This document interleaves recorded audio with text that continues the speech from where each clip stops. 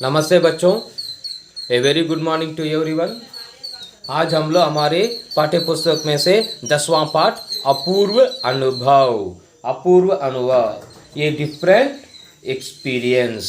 अपूर्व अनुभव ये different experience. बच्चों, इस पाठ का हम लोग सारांश देखने वाले हैं। Dear childrens, today we are going to see the summary for this lesson Apurva Anubhav. यह कहानी एक जापानी देश का है। इस कहानी में एक लड़की तोतो चान जो एक अपाहिज लड़का के मन की इच्छाएं को पूरी करती है। This story is originated from Japan country. In this story one girl called तोतो चान who wanted to fulfill the ambition of one boy called Yasuki-chan, who is a handicap. एक लड़की रहती थी जिसका नाम तोतो चान था। तोतो चान एक स्कूल में पढ़ती थी। बच्चे खेलने के लिए मैदान जाते थे। वहाँ बहुत सारा पेड़ था। एक एक बच्चे एक एक पेड़ को चुन लेते थे। दूसरे बच्चे दूसरों के पेड़ों पर चढ़ने की अनुमति नहीं थी। पेड़ जिसका था वे उसी पेड़ का अधिकारी थे। सभी बच्चे रोज अपने अपने पेड़ पर चढ़कर खेला करते थे। वे पेड़ के ऊपर से लोगों को देखा करते थे और आते जाते रेलगाड़ियों को देखकर बहुत मजा लेते थे। तोतो चान को एक इच्छा थी कि किसी भी तरह अपने दोस्त यासुकी चान को अपने पेड़ पर चढ़ाना। मगर यासुकी चान एक अपाहिज लड़का था। उसका पैर पोलियो से जकड़ा हुआ था। उसके हाथ और पैर बहुत कमजोर थे। वह कभी किसी के साथ मिलकर पेड़ पर चढ़कर नहीं खेला था। हाँ, मगर यासुकी चान को भी पेड़ पर चढ़कर खेलने की इच्छा थी, मगर उसको पोलियो होने के कारण पेड़ पर चढ़ नहीं सकता था। इसलिए तोतो चान को यह इच्छा थी कि यासुकी चान को किसी भी तरह पेड़ पर चढ़ाकर खुश करना। एक दिन तोतो चान यासुकी चान से मिलकर खुश होती है और कहती है कि मैं किसी भी तरह तुम्हें पेड़ पर चढ़ाऊंगी और खुश कराऊंगी।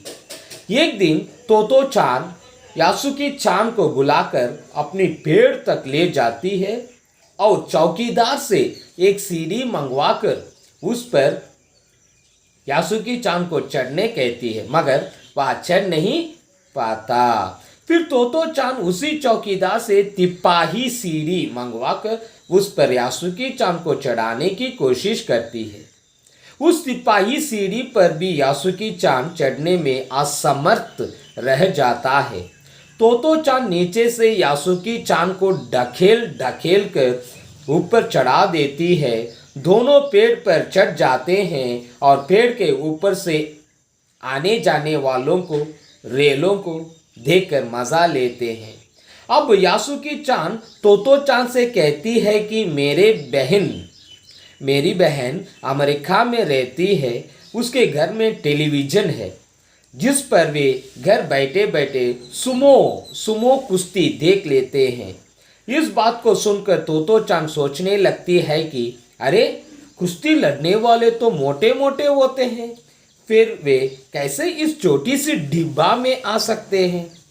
उस समय किसी को भी टेलीविज़न के बारे में जानकारी नहीं थी। पहले बार तोतो चान यासुकी चान को टेलीविज़न के बारे में बताता है। इस प्रकार वे दोनों पेड़ पर गप्पे लगा रहे थे।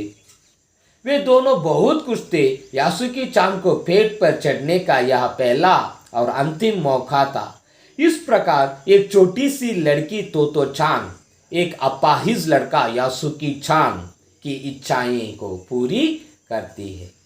Once there lived a small girl named Toto Chan. She was studying in a school. All the children used to go to the playground. There are a lot of trees. Each child selected their own trees. In this way, each child had their own tree. No one is allowed to play on the other's tree. In this way, all the children used to climb up the tree and used to watch the trains, peoples from the tree and enjoyed a lot. Toto Chan had one ambition. that in any way Yasuki-chan should climb the tree and play like other children. But it is impossible for Yasuki-chan to climb the tree because he was affected by polio. One day Toto-chan met Yasuki-chan and took him to her tree.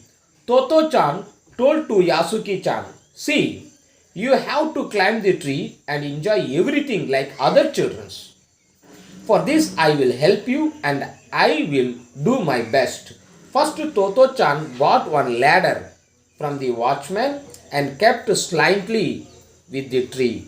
But Yasuki-chan failed to climb the tree because his hands and legs were very weak due to polio. Again Toto-chan went to the watchman and bought one ladder which had the support of 3 legs. Toto-chan pushed Yasuki-chan from down. After many hours, Yasuki-chan was able to climb and sit on the branch. It happened only because of the efforts of Toto-chan. At last both were sat on the branch of a tree and enjoyed by watching peoples and trains from the tree. By sitting on the tree, Yasuki-chan told to Toto-chan that my sister is in America. She used to watch sumo fights in television by sitting in the house itself. By hearing this, Toto-chan thought, how can a fat sumo fighters will go inside that small box? That time no one has seen or heard about the television. This is first time Yasuki-chan told about the television to Toto-chan. In this way, both were enjoying by talking and sitting on the branch of a tree. This is the first and last experience for Yasuki-chan to climb the tree. In this way, the small girl Toto-chan fulfilled the ambition of Yasuki-chan who was suffering from polio. बच्चों, यही है अपूर्व अनुभव पाठ का सारांश. This is the summary for the lesson Apurva Anubhav. Listen to the video carefully. इस video को ठीक तरह से ज्ञान से सुनना है और समझना है. थैंक यू बच्चों, धन्यवाद.